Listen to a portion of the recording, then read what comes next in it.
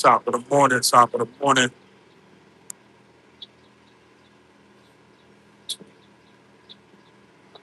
Came out and went to the store a little quick.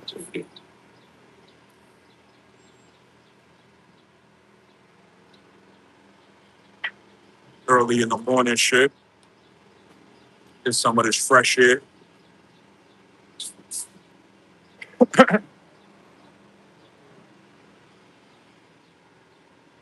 How y'all doing out there? Make sure y'all share the live, subscribe.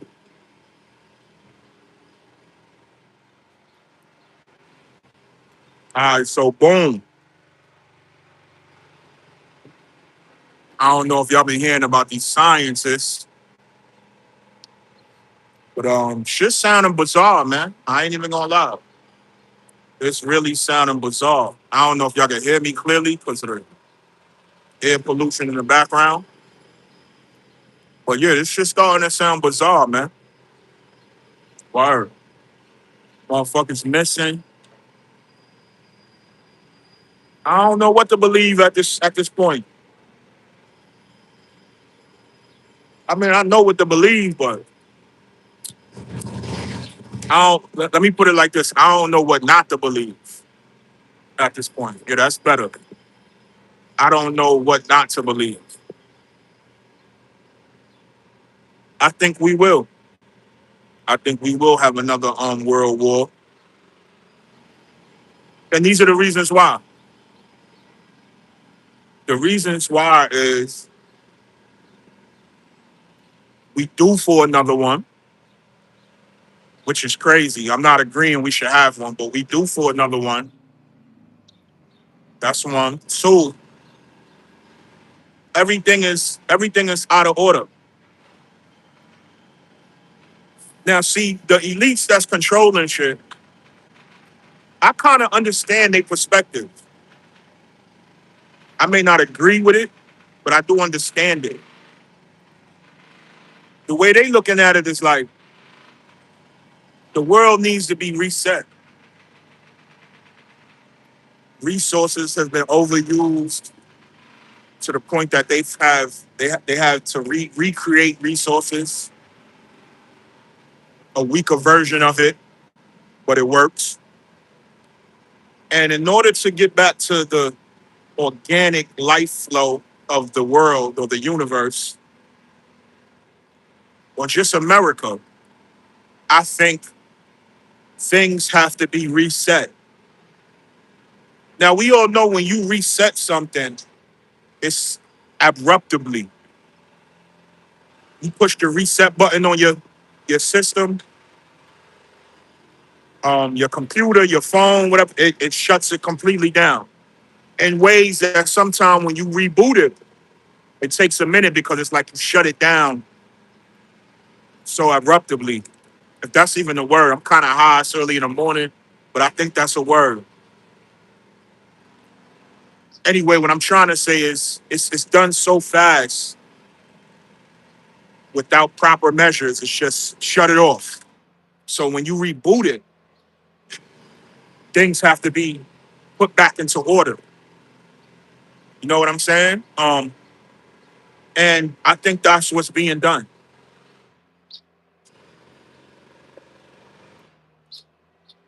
I think that's what's being done. A lot of y'all that's seen the Matrix. I mean, he had to reset the game. He had to reset the game.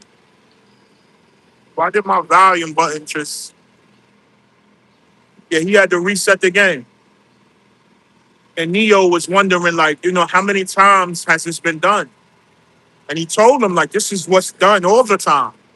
When we reach a certain peak, or civilization reaches a certain peak, there's nowhere else to go. People become fueled by money, greed, anger, everything you can name. Everything you can name. Lust, violence. And in order to put things back into perspective, things have to be reset. The sad part about it is this also means people, people not being here anymore, a certain amount of people, because people going to war, blood is shed. But it's been like that since history began. And I'm almost sure there's a big part of history that we don't even know, where that was the primary way of life. Violence and people taking over things, taking over land. You know what I'm saying. You know what I'm saying? That has been the history for forever. The history that we've been able to look back on anyway. But I believe it's even more brutal than that if we actually knew the entire history or the history before the history we were able to tap into. Because this is America, people. America is the arena. The United States is the global arena. This is where you come to be rich. This is where you come to be a piece of shit. This is where you come to be free, depending on where you come from. You have more opportunity here, but this is the playground. You can't do what you can do in America, what you can do anywhere else. That's why this is America. Drug dealers have been able to reach millions and billions. Some escaping jail time. A lot went to jail. But just the fact that that's possible, whether you go to jail or not, America is one of the only places, or the only place, where you can do it the way it's done here. I'm sure they got drug dealers in other countries they had El Chapo. You know what I'm saying? He wasn't in America. I get it. But I mean, if you're not him and you're not able to have those resources as he did, and shit, that's rare. Not too many people can get their hands on that amount of resources. You know what I'm saying? So yeah, he was able to do that out of America, one of the few. But America got more drug dealers or produced more drug dealers than anywhere in history because it's America. You can literally come outside and decide, all right, I'm gonna break the law. I'm gonna sell drugs. Just a choice. Now, it's other countries where they come in to chop your head off. You can't sell not a near drug in a country without them making you pay for it in a brutal way. And that's why their country is the way their country is. So you start to understand that the rules and the stipulations that are in place, they create a certain atmosphere, a certain a certain group of community people and countries, cities. They know that, so they're not willing to just let you decide that you want to become one of the biggest drug dealers in a country. They're not with that. Who you who you think you is? Ain't nothing bigger than the program as far as they're concerned. But see, America is cutthroat. America is the lunchroom. America is the mess hall in the army. You arrive, get what you can get while you can get it, and then you get out because being there too long can hinder you. And that's how I look at it. Now, on another note, I love America because of those same reasons. But everything has its pros and cons. You know what I'm saying? So I recognize the pros and the cons. But I do appreciate that I was born in the United States and especially in the city of Brooklyn, New York. You know, as a human being, you can't ask for nothing better than being born and growing up in an ultimate major city. Because I could have been born in any 50 of the states. I could have been born in Wisconsin. I could have been born in Idaho. And there's nothing wrong with these other states. Shout out to all the other states, all the United States. There's nothing wrong with them, but there is a clear picture of cities that are major cities within the US. Cities that are more populated, overpopulated than other cities. It's hard to find housing in these cities because it's so much going in those cities. Those cities have a lot going on. So I'm thankful that I was born in a city like New York. You know, I'm thankful for it because me being an artist, you know, it's hard to be an artist, period. Despite if you're trying to make a living off of it or just do it for a hobby, it's hard. And when you're doing it for a hobby, the hard part about it doesn't really bother you because it's a hobby. You know, you can take a break from it. You can you can look at it as like a challenge because it's it's hard and it's a hobby. But when you trying to make a living off of it, off of your art, off of painting, rapping, singing, it's hard. It's harder because you are now trying to sustain your life or build a life around your once was a hobby. You're trying to build a life around something that once was a hobby. It started as a hobby. But when you got to build your life around it, how you survive, maybe your family that you're going to build, um, more goals that you're going to set besides being the artist that you are. You have to build a life around that, and that is hard because reality doesn't care if you paint, sing, rap. Reality don't give a fuck about that. You over there rapping, you got bills due. And this is coming from a person that's experiencing this.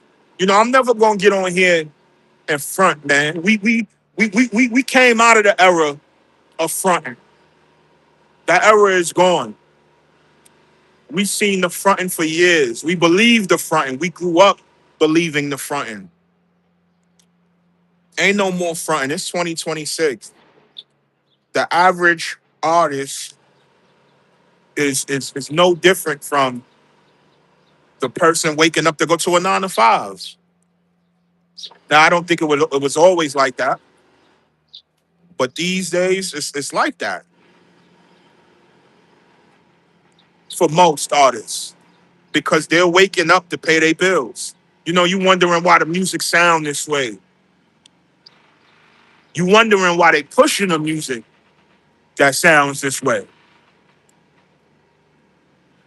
You even start to wonder what is the criteria to be talented, to even be famous or become a superstar. You start to question it all because it starts to break down in front of you in real time. You got people who need to pay bills. You got people who have to pay these bills. If they don't pay these bills, they won't be in the positions that they're in. They'll lose the things that they've attained. And if your manager or the label taps you on the shoulder and say, I think you should go with this style of music because this style of music brings in a lot of more money than this style of music. The normal artist is upset. Why am I doing a particular style of music? This is my art. I do what I want to do. I should be able to do this and do any other style. No, no. This is a business. And it took me a long time to get that shit, yo. They don't give a fuck about you wanting to wake up and make songs about apples, oranges, mangoes. That's cool. That's nice. That's for your soul. And since we're talking about soul, there's two different sides to an artist.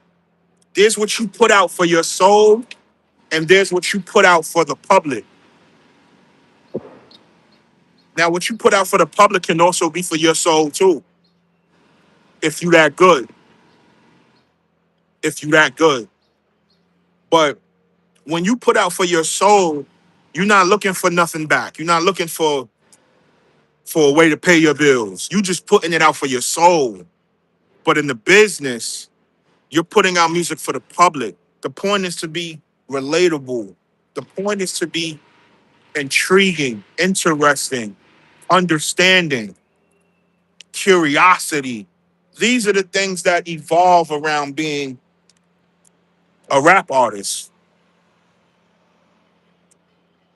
Y'all remember when Hove said, he said, I want to rhyme like Common. I did 9 mil. I ain't been rhyming like Common since. I think that was the right amount of, I might be off on the number. I'm not sure.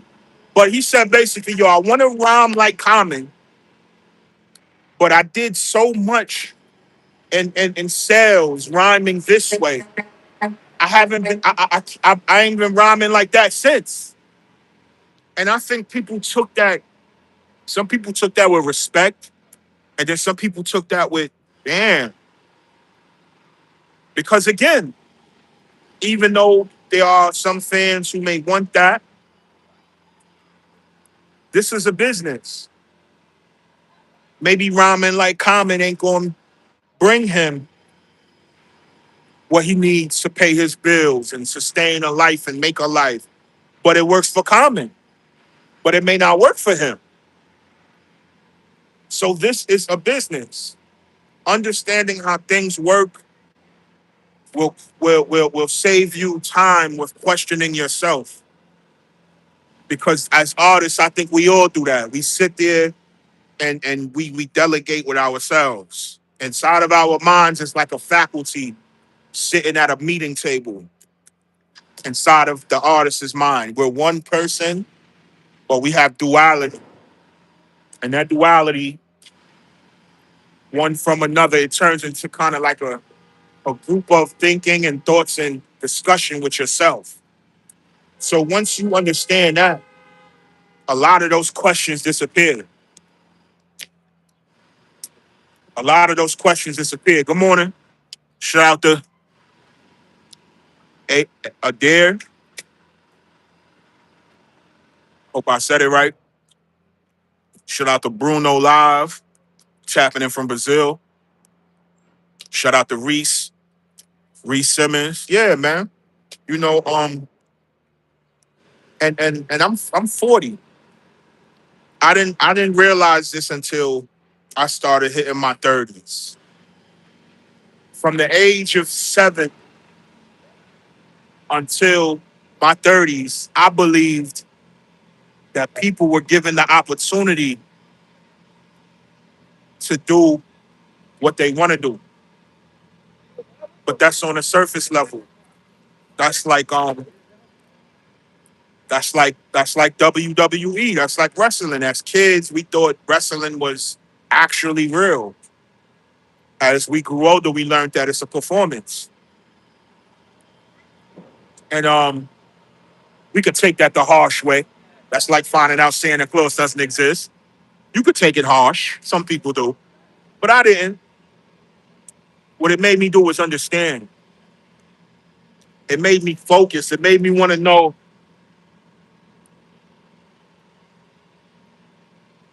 How does that even work? That for a certain amount of time I was fed to believe something, and then as I matured, I realized it's not that. And even though it's not that, it's still successful as shit. Who cares if I don't, if I got a problem with it? Oh, wrestling ain't real. I thought it was real. Who cares if you feel that way? That's not that they're not concerned with that. It's not for you as far as they're concerned. If you don't like it or you feel that way about the brand, about the whole movement of that business, it's not for you. Who cares? But for the ones who do, we got to keep the show running. We got to keep the show running. The show does not stop because it's business. It's business. At one point in time, The Rock, Stone Cold Steve Austin, The Undertaker, these guys was the biggest wrestlers ever. To the point, the human mind, as a kid, a fan, you couldn't even fathom a wrestling company without these guys. If these guys didn't exist, you wouldn't probably even watch it because you didn't watch the other guys. Not much of them, a few, but you didn't. These guys made it a superstar business. These guys brung fans that the other wrestlers weren't able to grasp or reach from variable things: charisma, um, appearance, catchy phrases, being funny, all of that. These things were with these guys. These guys took the business to a whole new level. And then you like, man, if they go, what is it gonna be? Well, it's 2026, and all of those wrestlers that I named, they all retired. They all old. But you know what the WWE is doing? Even though those guys are no longer consistently on there, they appear, but they're not consistently on there. It's the business is still going because it's a business. The fans who were captivated by those guys as young kids, they are either grown now, like I am, and still fans, or they're grown and they're not. That's just the outcome. But we've gotten what we needed while you were where you were as a child and mentally to be a fan for as long as you were. We got that. We got that from you being, let's say, from 19, I mean, from 12 to let's say 16. We we got you. We had you. You believed this. You bought tickets. You watched every episode, Monday Night Raw. You did it all. If you decide to grow and mature and feel like, oh, this is not for me anymore, that's on you. The business keeps going. And you know what business represents? It represents life, the world. Nothing stops but you. Nothing stops but you. If you stop, you stop. The sun doesn't stop rising.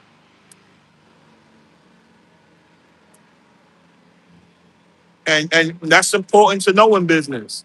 No one is bigger than the program. Learn about the business that you in.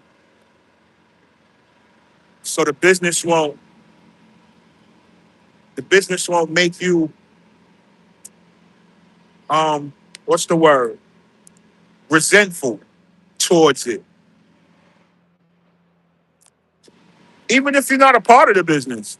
Things that you like in life. Learn about it. There's so many people who wear these fashion labels and they don't even know who the fuck these people are. Which baffles me because for a long time, motherfuckers ain't realized they was walking around with Gay designer clothes. That's what that is. The nigga who made that shirt is gay. The nigga who made those shoes, those sneakers, is gay.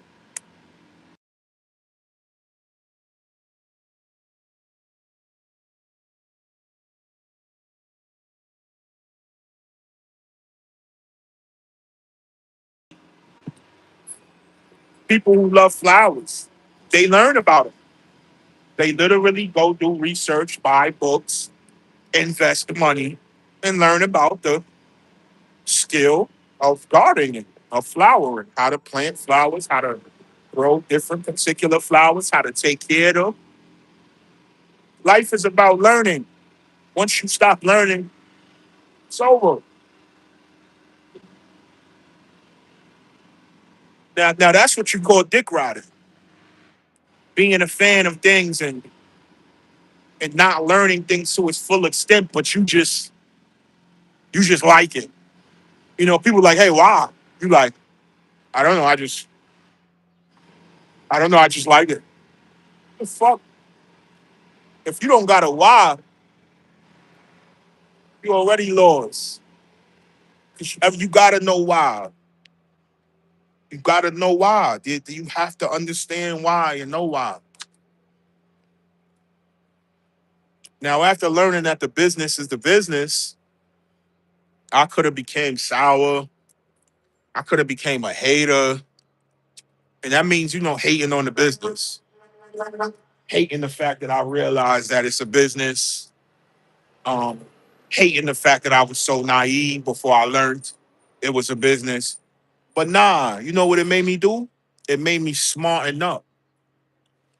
It made me see that it's a bigger picture to things besides the point of, hey, I just like it. This is what I do. I like doing it. No, why? Man, she smelled good. Yeah. You know what I'm saying? Like, you gotta know the why. The why is what's gonna feed your soul. That's what's gonna keep your soul fed. Even when things in reality aren't matching up to your standards. You know what I'm saying? That's how you gonna keep your soul fed. By knowing why. Why do you wake up every day to do what you do? Why is it important if you do it or don't do it? You gotta know the why. Word. But you know, just to sum this all up, I love my country. I love the possibilities. A lot of times we complain a lot as people. We sit where we sit and we just rah rah rah rah rah rah rah talking ain't gonna get nothing done, man. What are we doing? What is being done? How are we moving forward? Everyone talks. People have been talking for years. People are not gonna stop talking. People pick things to talk about that aren't even talkable. They make it a topic and start talking about it. This is where we at. This is why podcast is so fucking huge because motherfuckers talk about any and everything. Nothing is exempt. The Jews that motherfuckers should be talking about or used to talk about. You used to have to get that like a fucking a holy tablet. Someone had to really drop a jewel on you. Nah, you on YouTube now. It's everybody and their mother on there dropping what they consider their own jewels. It's not a jewel if it gets dropped for everyone to pick up. It's not. You just fucking talking. Jewels are given like fucking superpowers. That's like when Spider-Man became Spider-Man. A spider bit him on the hand. That wasn't luck. That was a divine moment in time. That could have happened to anybody, but it happened to him. So everything that these motherfuckers say, it's just in life, outside, on YouTube. Everything ain't a motherfucking jewel. You know, you gotta become a jeweler. You gotta be able to hold a joint up to your eye at this point we live in. This moment in time we live in, you gotta be able to hold up the joint at your eye and see what's real and what's not. Because face value, with just a glance, it all looks fucking real. Everything. And it can't be. It can't. You know it can't. This is why you gotta become a jeweler. Everything these motherfuckers say or people say ain't no fucking jewel. It's just fucking talking. You know, my cousin, God bless the dead, rest in peace. You know, he dropped a lot of jewels on me. You know, and they was most of them shits was one-on-one. Those are jewels.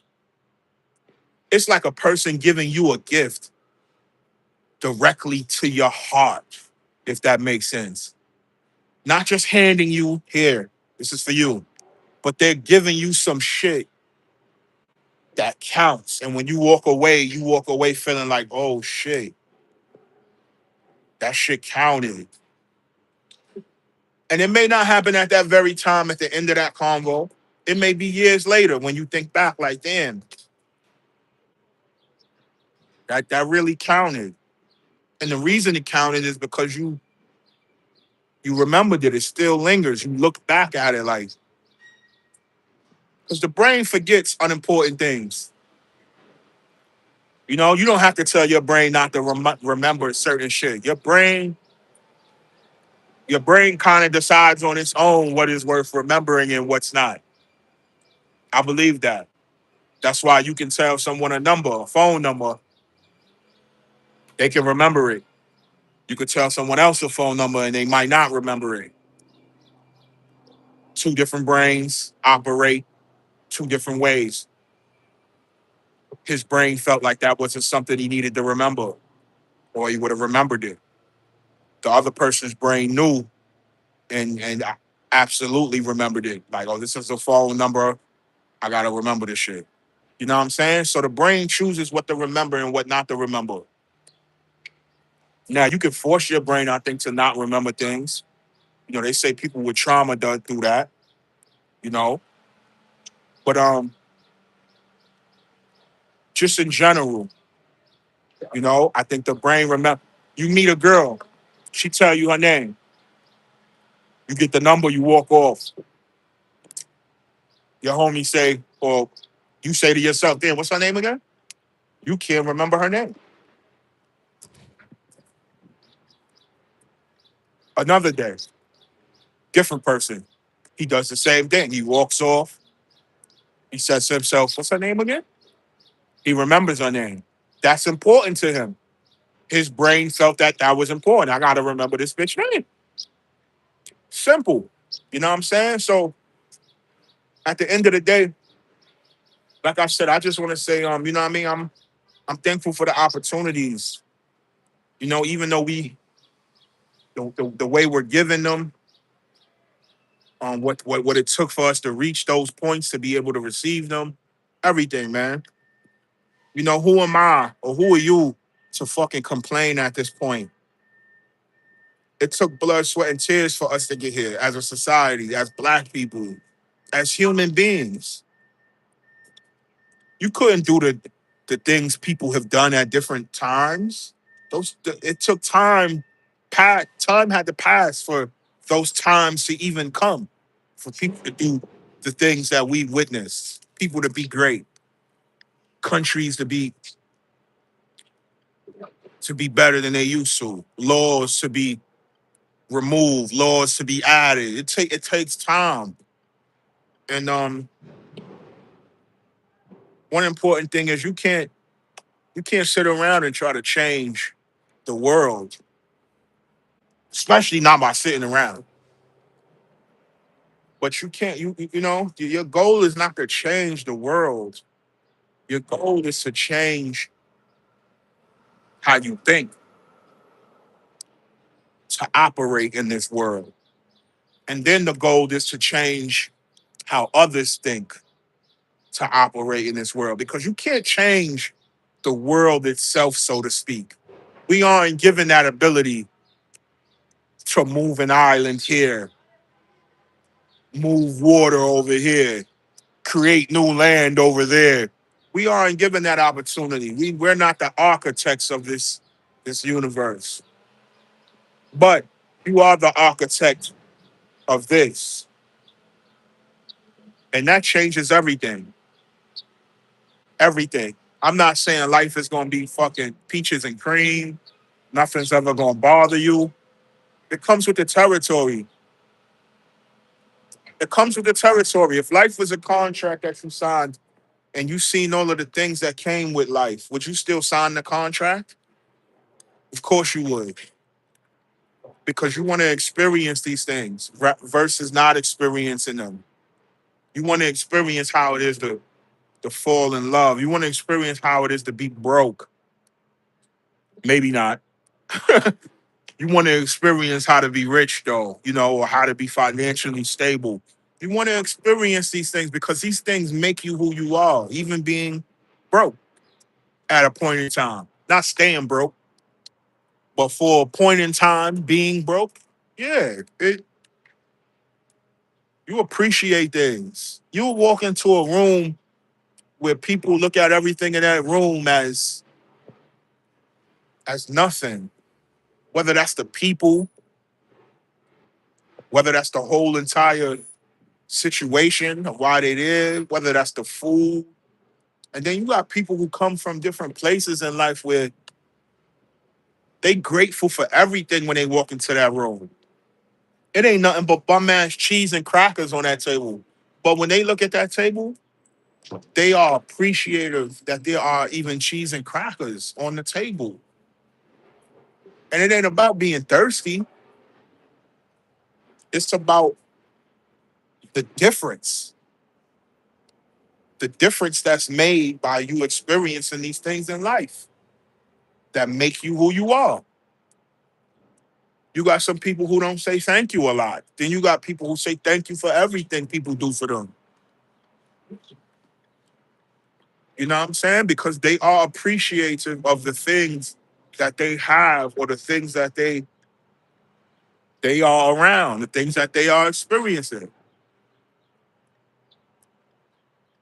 People wonder how people be happy during times where they probably wouldn't be happy, or why people aren't upset as much as they would be upset if they were in that position. It's because we are all different and our brains operate differently. You either you either keep playing back problems and discussing problems, or you start to play solutions and discussing them and then bringing them into intuition. You feel me? You make it happen. So it all depends on you, man. It's easy externally to blame the world for the things we experience or society. It's easy to do that. You're no different when you do that, when you complain.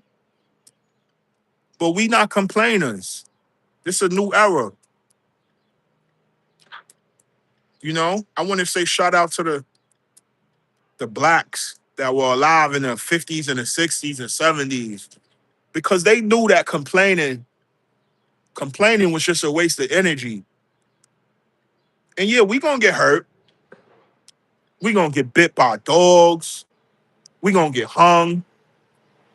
We gonna get sprayed with water from the fire hose.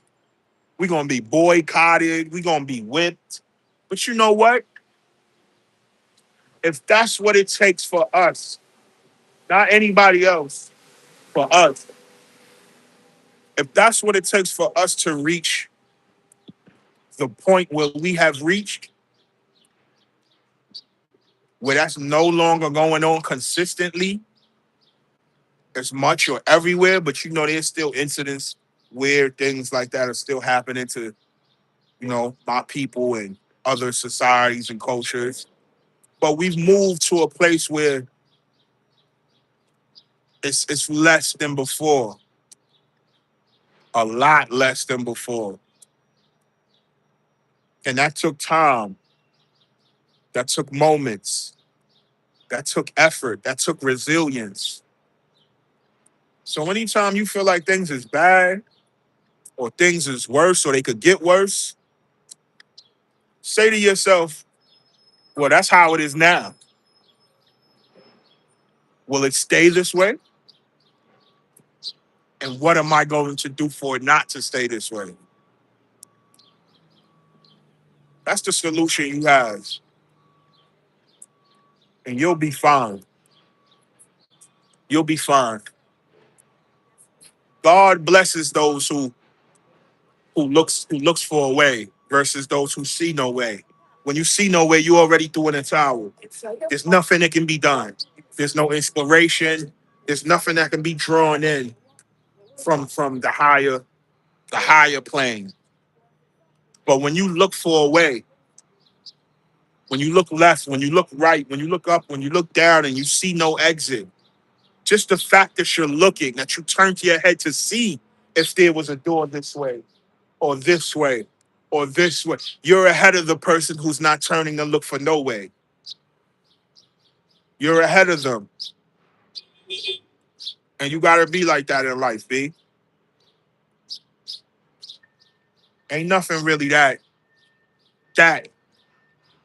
bad unless you deem it to be. My personality has got me out of things that only my personality can get me out of. Only my brain can make me laugh during times where I should have cried or inspire myself during times when I should have said, what the fuck am I doing? Only my brain is able to do that. Not no amount of money in my pocket is able to do that. No person externally is able to do that for me. Only this. Only that. So look within yourself for the answers. And don't be quick to complain externally. Because everybody does that at some point in time. And you're not everybody. You're the difference.